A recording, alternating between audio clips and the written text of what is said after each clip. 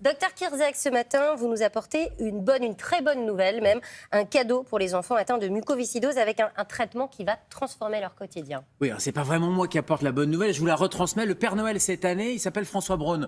Le ministre de la Santé. C'est vrai qu'il y a peut-être il a la une étude barbe un peu déjà, ouais. physique, il a la barbe, voilà. Donc, le collègue François Braun qui a annoncé autoriser un médicament assez révolutionnaire, en tout cas dans le mode de prise en charge des patients et des jeunes patients atteints de mucoviscidose. C'est un médicament qui depuis quelques années était réservé aux plus de 12 ans et là l'accès maintenant va être ouvert aux 6-11 ans. Et quand je dis que c'est révolutionnaire dans le mode de prise en charge, c'est que la mucoviscidose c'est une maladie très lourde qui a des complications pulmonaires et c'est des traitements extrêmement lourds, 2, 3, 4 heures par jour d'aérosols, d'oxygène, de kinésithérapie. Et là finalement on passe de plusieurs heures de traitement par jour à des simples comprimés. Ça devient quasi une maladie chronique et ça c'est une vraie révolution de prise en charge. Vous imaginez bien pour ces jeunes patients. Il faut rappeler que la mucoviscidose, c'est une maladie qui touche principalement les poumons des jeunes patients. Oui, principalement les poumons, mais pas que.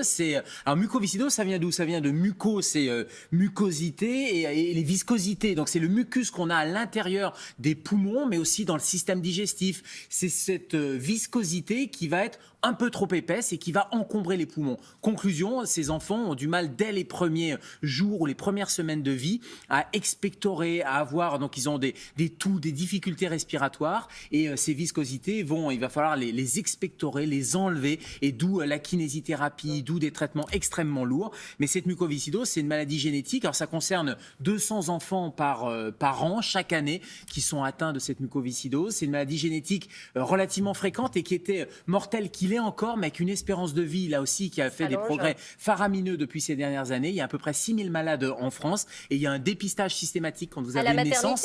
À la maternité, vous savez, on fait le petit test, la petite piqûre sur le talon de l'enfant et ça permet entre autres de dépister la mucoviscidose. Mais ça concerne le système respiratoire et ça concerne aussi le système digestif avec des complications à type de diabète, de pancréatite. Donc ce sont des traitements extrêmement lourds chez ces enfants. Donc on est content d'avoir des nouveaux médicaments assez innovants et la recherche ces dernières années a fait beaucoup de progrès. Et alors, avant ce traitement, justement, quelle était la prise en charge? Alors déjà, c'est une prise en charge qui est ultra spécialisée. C'est-à-dire que c'est des équipes pluriprofessionnelles dans des centres de référence avec des pédiatres, avec des pneumologues, avec des gastro-entérologues. Ces centres de ressources et de compétences de la mucoviscidose, c'est une organisation du territoire qui permet vraiment d'avoir, une fois que le dépistage est fait à la maternité, de confirmer le diagnostic et d'avoir la meilleure prise en charge. Et prise en charge qui est pluridisciplinaire. Alors, il y a des mucolytiques, c'est-à-dire qu'on va fluidifier les bronches, un peu comme quand vous avez une mauvaise bronchite ou un rhume, il va falloir, ces enfants ont quasiment une bronchite chronique, il va falloir avoir des séances régulières d'aérosols,